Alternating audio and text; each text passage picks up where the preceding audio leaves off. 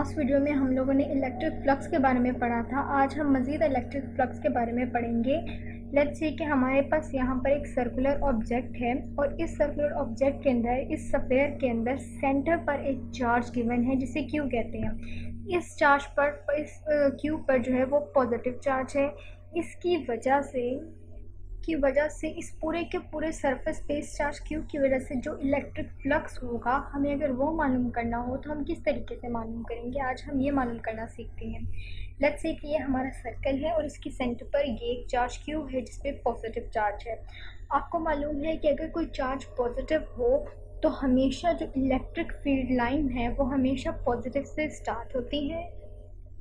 और negative point पे जा मतलब कि पॉजिटिव से स्टार्ट होती है और नेगेटिव पे एंड हो जाती हैं। अगर इसके बाहर कोई नेगेटिव चार्ज नहीं भी है तब भी इसमें जो इलेक्ट्रिक फील्ड लाइन की डायरेक्शन होगी वो हमेशा इसी तरीके से होगी कि इसका जो एरो टेल हेड है, जो टेल है, टेल इस चार्ज के ऊपर होती है और जो एरो हेड होता है वो दूसरी जानिब पर आता है। यानी कि इस तरीके से इसकी इलेक्ट्रिक फील्ड लाइन को हम लोग रिप्रेजेंट कर सकते हैं। जैसा कि पिछली कुछ वीडियोज़ में हम लोगों ने इलेक्ट्रिक फील्ड लाइन को डिफरेंट चार्जेस के लिए लगाना सीखा था। इस तरह से हमारी इलेक्ट्रिक फील्ड लाइन की डायरेक्शन आ जाती है। अब लेट्स से ये एक सरफेस है और जब भी किसी सरफेस से इलेक्ट्रिक लाइन जो है, इलेक्ट्रिक फील्ड लाइन पास कर रही होती हैं तो उसके अंदर इलेक्ट्रिक फ्लक्स प्रोड्यूस हो जाता है।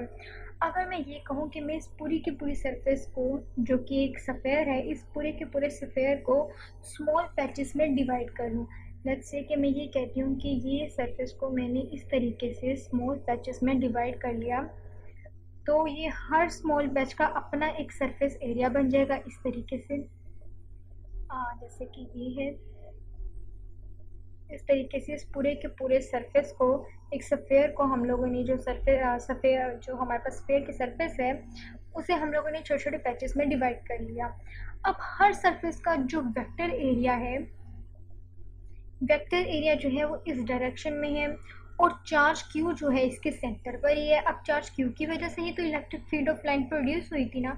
और ये इसका वेक्टर एरिया ई है और ई की डायरेक्शन भी इसी पोजीशन पर है। यहाँ पर भी हमारे पास ई की डायरेक्शन इस पॉइंट पर आ जाएगी और ई की डायरेक्शन भी ऐसे ही आ जाएगी। यानी ई और ए जो हर पॉइंट पर है एक दूसरे के पैरेलल आ जाएंगे इस तरीके से। हर पैच को आप इसे इस तरह से देख सकते हैं कि अगर मैं यहाँ पे एक छोटा सा पैच बना लूँ तो यहाँ पर चूंकि इलेक्ट्रिक फील्ड लाइन इसमें से पास कर रही है तो इलेक्ट्रिक फील्ड लाइन ई और जो वेक्टर एरिया ई है, इन दोनों की डायरेक्शन सिमिलर है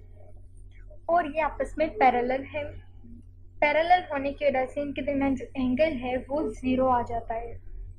तो एंगल ज़ीरो होने की वजह से अगर मैं सिर्फ एक पैच का इलेक्ट्रिक फ्लक्स निकालूं तो इस एक पैच में जो इलेक्ट्रिक फ्लक्स होगा वो ई डॉट ए है और चूंकि इसके अंदर ई और ए दोनों पैरेलल हैं, उनका एंगल जो है वो ज़ीरो है, तो ये ई कोस थीटा आ जाता है। और कोस थीटा की जगह अगर मैं कोस ज़ीरो लगा लूँ इस तरीके से, कोस ज़ीरो, तो ये मेरे पास ई ए आ जाता है। तो इस तरीके से जो इलेक्ट्रिक फ्लक्स है वो ई ए आ जाता है। तो इस तरह से अगर मैं इन सब पैचेस को नाम दे दूँ, जैसे कि इसे लेट्स से मैं कह देती हूँ कि ये पैच 1 है और ये जो है ये 2 है, ये 3 है। ये स्मॉल स्मॉल हम लोगों ने सरफेसेस बना लिए ना, सरफेस 1 है, 2 है, 3 है, 4 आ जाएगी, 5 6 7 8 9, और जितनी भी आपने इसको स्मॉल स्मॉल सरफेसेस में डिवाइड किया इस पूरे के पूरे स्फीयर को, उसके लिहाज से आपके पास डिफरेंट स्फीयर्स बन जाएंगे, डिफरेंट सरफेसेस बन जाएंगे। लेट्स से इसे मैं कह देती हूँ कि ये E1 और A1 है और इसी तरह से ये यहाँ पर हमारे पास जो इलेक्ट्रिक ई है वो 2 है और हमारा जो वेक्टर एरिया है वो भी 2 है।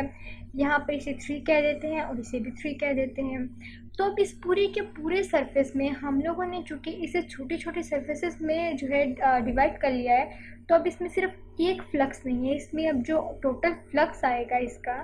जो टोटल फ्लक्स है वो इसके flux 1 plus flux 2 plus electric flux 3 plus electric flux 4 and so on an patches. जितने आपने इस पूरे के पूरे स्फीयर को जितनी स्मॉल सरफेसेस में डिवाइड किया है उस एन सरफेसेस तक का इलेक्ट्रिक फ्लक्स जो है वो आपस में एड अप होकर टोटल फ्लक्स बना देगा इस पूरे के पूरे स्फीयर का। जब भी आपको किसी स्फीयर का इलेक्ट्रिक फ्लक्स फाइंड आउट करना हो जिसके सेंटर पर एक पॉजिटिव चार्ज Q हो, तो उसके स्फीयर उसके इलेक्ट्रिक फ्लक्स को मालूम करने के लिए आपको उस पूरे के पूरे स्फीयर के ऊपर जो है स्मॉल स्मॉल सरफेसेस बनानी पड़ती हैं ताकि आपका काम आसानी से हो सके। अब अगर उसके बाद ये कर लिया जाए कि जो टोटल फ्लक्स है हमारा, टोटल फ्लक्स इस तरह से आएगा कि flux electric flux 1 plus electric flux 2 plus electric flux 3 and so on electric flux n। अब अगर 1 की बात की जाए इलेक्ट्रिक फ्लक्स 1 की, यानी कि पैच नंबर 1 की, या जो हमारा 1 सरफेस है उसकी, तो यहाँ पर E1 डॉट A1 आ जाएगा और साथ जो है हमारा E2 प्लस E2 और इंटू A2 आ जाएगा, फिर प्लस E3 डॉट A3 जो हमारा वेक्टर एरिया है सो ऑन AN तक है, तो यहाँ पर EN डॉट AN तक आ जाएगा। अब चूँकि हमें मालूम है कि E1 और A1 जो है, E1 और हमारा A1 इनके दरमियान डॉट है, जब डॉट ख़त्म करते हैं तो EA cos थीटा आ जाता है, यहाँ पर थीटा 1 E1 A1। अब यहाँ देखा जाए तो चूँकि हर एक इनके दरमियान एंगल बन रहा है, यहाँ पर भी कोई ना कोई थीटा बनेगा जिसे थीटा 1 कह देते हैं, यहाँ पर भी थीटा बनेगा, theta 2, theta 3 and so on जो है वो हर जगह एंगल बन रहे हैं। अब इस चीज़ को मैं इस तरह से लिख सकती हूँ कि E2 A2 cos थीटा 2, साथ इसे E3 A3 और cos थीटा 3, सो ऑन ये चीज़ चलती जाएगी और EN AN cos theta n यहाँ तक। अब आपको मालूम है कि हर एंगल चूँकि ज़ीरो का है, चूँकि E और A आपस में, E जो है और A हमारा आपस में पैरेलल है हर सिचुएशन में, हर सरफेस के ऊपर, तो ये जो हमारा एंगल है वो ज़ीरो है। अगर मैं यहाँ पे लगा लूँ E1 A1 cos 0 1, cos 0 ही रहने दें, और E2 A2 cos 0 plus E3 A3 cos 0 plus on EN cos 0। तो इस तरह से ओवरऑल मेरे पास यहाँ पर EA प्लस EA, यहाँ पर आ जाएगा मेरे पास E1 A1, और यहाँ पर E2 A2 plus E3 A3 plus on, यहाँ पर प्लस आएगा प्लस ऑन, प्लस यहाँ पर EN और AN। तो इस तरह से जो टोटल फ्लक्स है किसी भी सरफेस का जिसके सेंटर पर कोई चार्ज Q पॉजिटिव मौजूद हो, उसका जो टोटल इलेक्ट्रिक फ्लक्स निकलता है वो इस तरह से कैलकुलेट किया जा सकता है। अब अगर मैं आपसे ये कहूँ कि मुझे टोटल फ्लक्स निकालने के लिए E यानी कि इलेक्ट्रिक फील्ड लाइन जो है वो हर सरफेस के ऊपर सिमिलर ही होंगी, यानी कि उसकी स्ट्रेंथ जो है हर सरफेस पे सिमिलर है। अगर मैं E को इस तरह से बाहर रख लूँ और E की जगह जो कि वेक्टर एरिया है, वेक्टर एरिया चूँकि सरफेस का है, तो मैं लिख सकती हूँ ना सरफेस ऑफ द जो है मतलब कि total surface area of sphere. यहाँ पे मैं लिख सकती हूँ कि जो A है वो total surface area of sphere है। तो इस तरह से लिखने के बाद जो है यहाँ पर मेरे पास टोटल फ्लक्स जो आएगा, टोटल इलेक्ट्रिक फ्लक्स, वो E और यहाँ पर 4 पाई r स्क्वायर आ जाएगा। चूँकि सरफेस का जो एरिया होता है वो 4 पाई r स्क्वायर है। अब E के बारे में भी आपको मालूम है कि जो E है,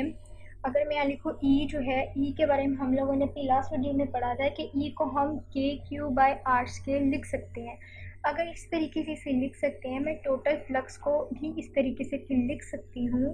कि E की जगह मैं KQ divided by r square लिख दूँ और E की जगह 4 पाई r स्क्वायर, तो ये r स्क्वायर इस r स्क्वायर से कैंसिल आउट हो जाता है। अगर इसके बाद मैं इस तरह से करूँ